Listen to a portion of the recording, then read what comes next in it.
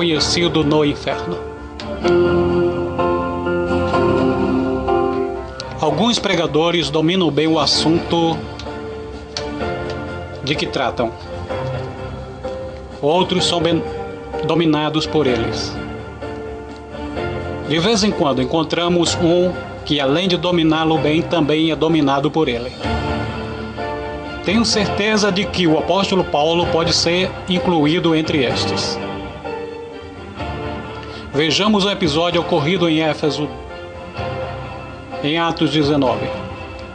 7 homens estavam tentando libertar um endemoniado, utilizando determinada fórmula religiosa, mas dirigir termos teológicos e até mesmo versículos bíblicos a um endemoniado é um método ineficaz de libertação. Seria o mesmo que tentar deslocar a rocha de Gibraltar atirando-lhe bolas de neve. E o homem dominado pelo demônio, apesar de ser um só, subjugou facilmente aqueles tolos. E enquanto os filhos de Seva saíam correndo para a rua, nus e derrotados, o que estava possesso de um espírito imundo acrescentava ao seu guarda-roupas mais 7 vestes.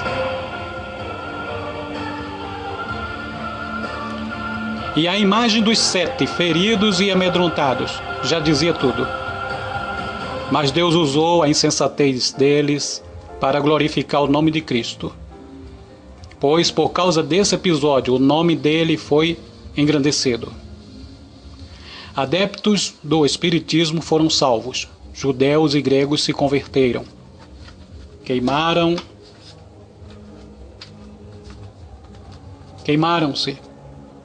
em enorme fogueira livros de artes mágicas, cujo valor chegava a 50.000 moedas de prata. Certamente esse acontecimento fez com que até a ira humana o louvasse. Salmos 76:10. E observemos ainda o testemunho do demônio. Conheço a Jesus e sei quem é Paulo, mas vós quem sois? Atos 19:15. Esse é o maior elogio que o inferno pode fazer a alguém. Associar seu nome ao de Jesus. Mas como foi que Paulo se tornou este tipo de cristão? Porque os demônios o conheciam. Já o haviam derrotado também. E fora ele quem os derrotara. Pensemos um pouco nesse apóstolo. Ele conhecia Deus intimamente, a ponto de o Senhor lhe fazer revelações.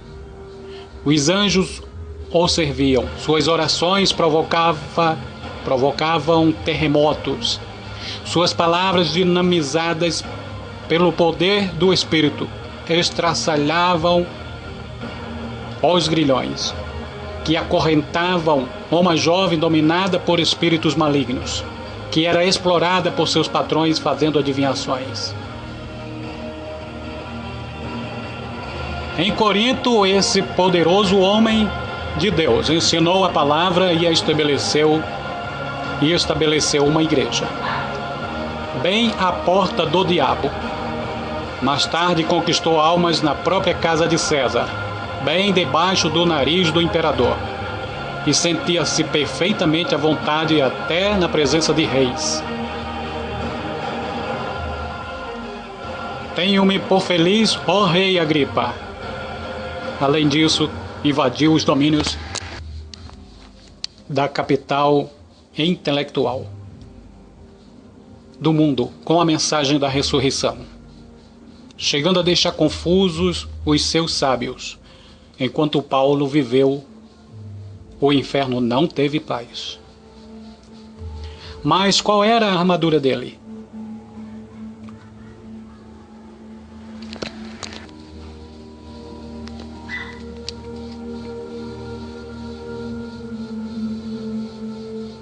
Onde afiava sua espada?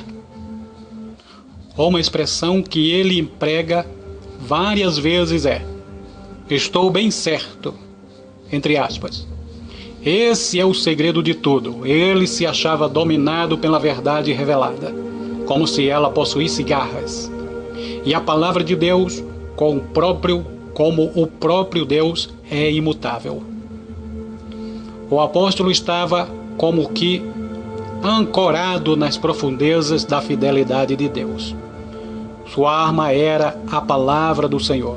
Sua força era a fé, que depositava na palavra. Então o Espírito o alertava a respeito da estratégia que o diabo iria utilizar contra ele. Paulo estava sempre ciente de seus estratagemas, e assim o inferno se desesperava. Mas numa ocasião em que alguns homens tensionavam assassiná-lo, alguém descobriu a trama, e assim os demônios e homens viram seu plano frustrado. Estar salvo do inferno e livre de cometer os pecados mais grosseiros é muito bom, mas, a meu ver, é uma condição espiritual muito elementar. Quando Paulo foi à cruz de Cristo, experimentou o milagre da regeneração e da conversão. Mas depois, quando foi crucificado com Cristo, conheceu um milagre maior, o da identificação. Acredito ser esse o mais forte argumento do apóstolo. Está morto e vivo ao mesmo tempo. Porque morrestes, entre aspas, diz Paulo aos Colossenses. Vamos aplicar isso à nossa vida. Nós já morremos para as acusações e para os elogios, morremos para o que ocorre no mundo, para as opiniões humanas, morremos a ponto de não fazer mais caso do reconhecimento de outros.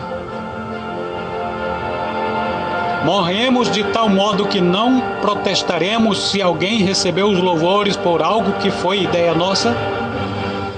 Ah, que sublime, doce e gratificante experiência é essa, de termos Cristo vivendo em nós, por meio de seu Espírito. E assim podemos cantar como Wesley. Morrei para o mundo e seus prazeres, para sua inútil pompa e gozo passageiro. Jesus, sê minha glória. Paulo havia morrido. Mas depois acrescenta, já não sou eu quem vive. Entre aspas. O cristianismo é a única religião do mundo cujo Deus vive dentro daquele que crê nele. E Paulo já não lutava mais contra a carne, nem contra a sua, nem a dos outros. Sua luta agora era contra os principados e potestades, contra os dominadores deste mundo tenebroso. Será que isso explica porque aquele demônio disse, eu sei quem é Paulo? É que o apóstolo estivera lutando contra as potestades demoníacas. Em nossos dias, essa arte de ligar e desligar de Paulo dominava tão bem, está quase esquecida, ou totalmente ignorada. E ao dar a última volta de sua corrida terrena, ele afirmou, combati o bom combate, entre aspas. Os demônios devem ter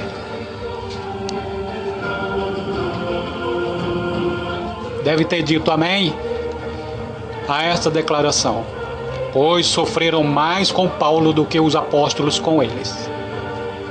A verdade é verdade, Paulo era conhecido no inferno. Outro fator que o levava a ser tão destemido era o conhecimento que tinha da ira de Deus para com o pecado. E assim, conhecendo o temor do Senhor, persuadimos aos homens. 2 Coríntios 5:11. Paulo via o pecador como um perdido. Outro dia vi alguém projetar um slide numa tela, mas a imagem estava embaçada e não dava para identificar nada. Mas aí o operador acertou o foco e como a imagem melhorou. Assim também, nós os crentes estamos precisando enxergar com clareza o estado de perdição em que se encontram os homens, pois nossos olhos se acham embaçados com relação à eternidade. É preciso que Deus acerte o foco de nossa visão. Paulo amava a Deus com perfeito amor e por isso odiava o pecado com ódio ferrenho. Por isso também via as pessoas não apenas como meros pródigos, mas também como rebeldes contra Deus. Não apenas como se afastados da retidão, mas como conspiradores, aliados com a iniquidade, que teriam de ser castigados ou então perdoados. E ele atacava a impiedade dos que se achavam subordinados às potestades demoníacas, com a intensidade do ardente fogo do amor. Sua senha era: uma coisa faço. Entre aspas, ele não tinha interesses secundários, nem livros para vender. Não tinha ambições pessoais, por isso não tinha nada para zelar. Não tinha reputação, logo não tinha que lutar para defendê-la. Não possuía bens, portanto não tinha nada com que se preocupar. Não tinha direitos, então não via motivos para se julgar vítima de injustiças. Já era falido. Quem poderia roubar dele? Estava morto. Quem poderia matá-lo? Era menor do que os menores. Portanto, ninguém conseguiria humilhá-lo. Perdera todas as coisas, logo ninguém poderia lográ-lo. Será que isso explica melhor porque o demônio disse: eu sei quem é Paulo? O inferno deve ter tido muita dor de cabeça com esse homem cheio de Deus.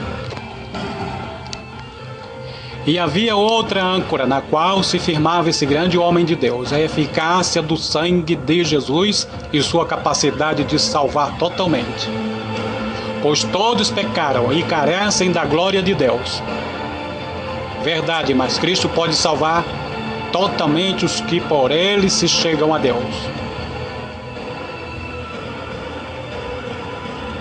Que o mundo possa vir a conhecer esse Cordeiro que opera tão perfeita expiação.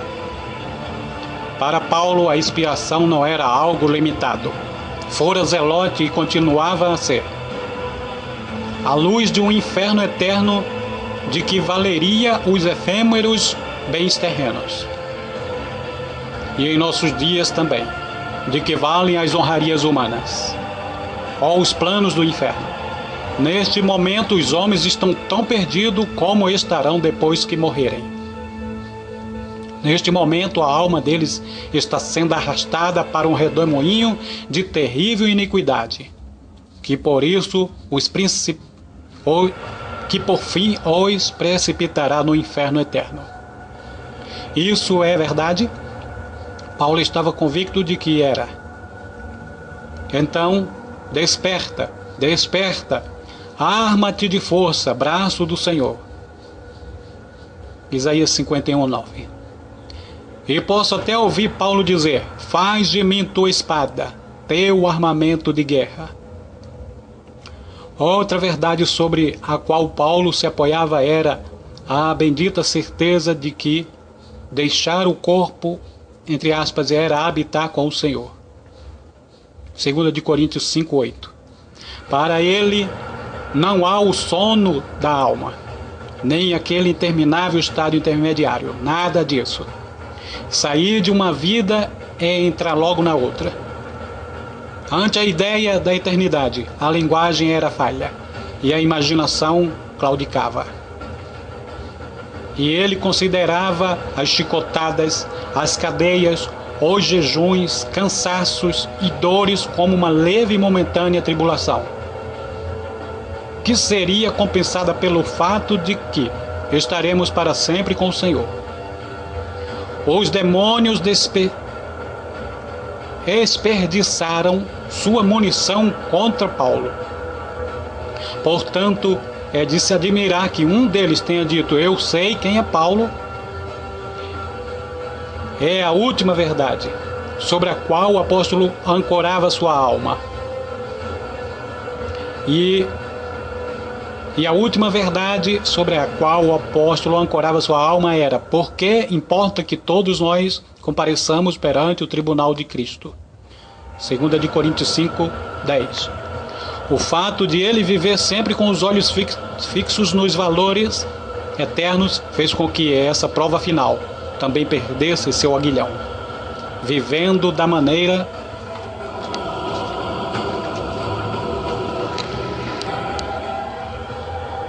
certa aqui na terra. E não me refiro apenas em viver retamente, mas segundo o padrão proposto na palavra de Deus. Resolve-se o problema do além. Paulo se tornara tão semelhante ao Filho que podia dizer: o que também aprendestes e recebestes e ouvistes e vistes em mim, isso praticai. Filipenses 4:9.